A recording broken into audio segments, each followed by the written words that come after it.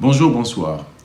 On aurait pu en parler comme d'un théâtre des rêves pour faire allusion aux Anglais de Manchester s'agissant d'Old Trafford. Mais l'idée est venue du Spartak de Moscou au détour de la Coupe du Monde 2018. L'utopie est la réalité de demain. On n'en est plus aujourd'hui au stade onirique. Le bâtisseur de la nouvelle ville de Diamniadio a mis les petits plats dans l'écran. On peut épiloguer sur le coût faramineux ainsi que les difficultés de maintenance qui sont devant nous.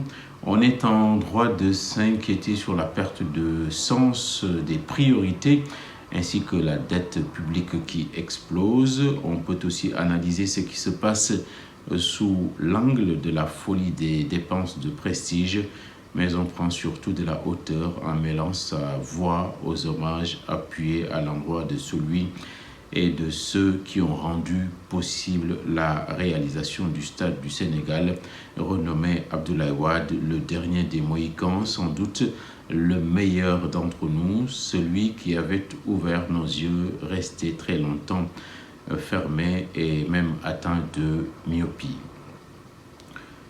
Nous le disions ici même, en citant l'un des meilleurs reporters sportifs sénégalais de tous les temps, le football est une religion dont les mosquées, églises et synagogues sont les stades. Les nouvelles générations de projets sortis dernièrement de terre sont dignes d'éloges. Le pays paraît immobile, mais ne s'est pas pour autant momifié, ni sous Macky, ni sous Wade.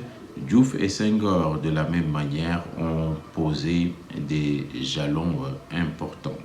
C'est une évidence. La gestion qui enfile les perles sur le collier suppose du talent, de la compétence et de la baraka. Macky Sall n'en est pas dépourvu. Son excès de normalité est peut-être un boulet, mais il ne porte pas la poisse. Ce 24 février 2022 a coïncidé avec les 3 ans d'ailleurs de sa réélection. Encore 24 mois de magistère pour lui. Et la meilleure attitude à avoir, c'est une sortie honorable et de façon ordonnée. Il n'y a pire qu'une candidature de trop ou une sortie ratée. Entre-temps, il faudra beaucoup se méfier des courtisans, car en règle générale, ce sont de très mauvais conseillers. À titre d'exemple, a-t-il une fois eu de bons conseillers en matière de communication? Il me semble que ce fut tout au long de sa gouvernance son principal talon d'Achille. Le président a rencontré d'énormes problèmes de communication.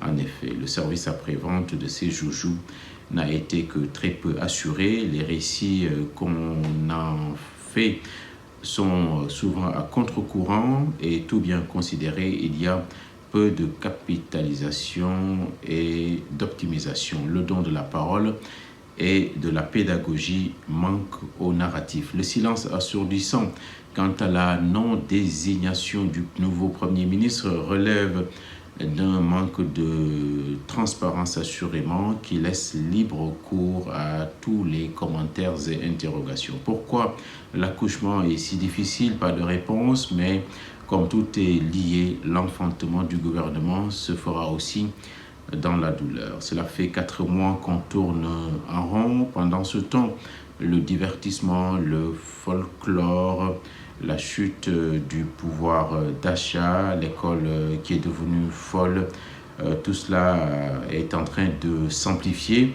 Le développement du capital humain évoqué dans le PSE est en réalité coiffé sur le poteau par l'expansion de la pierre. Notre pays n'est pas un îlot coupé du monde.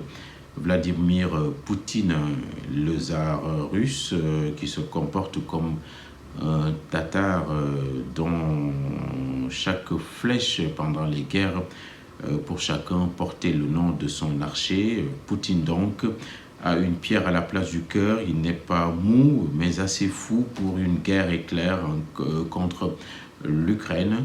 Les dictateurs et bellicistes en augurent donc de ce qu'on appelle droit international. Comme la Société des Nations, l'ONU n'est plus qu'un simple gadget qui ne sert plus à rien. Russie, Chine ou Amérique, chacune n'en fait qu'à sa tête, et les têtes nucléaires qui sont des milliers qu'elles détiennent nous disent qu'il n'y aura pas de quatrième guerre mondiale puisque personne ne survivra à une troisième guerre et dont personne d'ailleurs ne doit souhaiter qu'elle survienne un jour.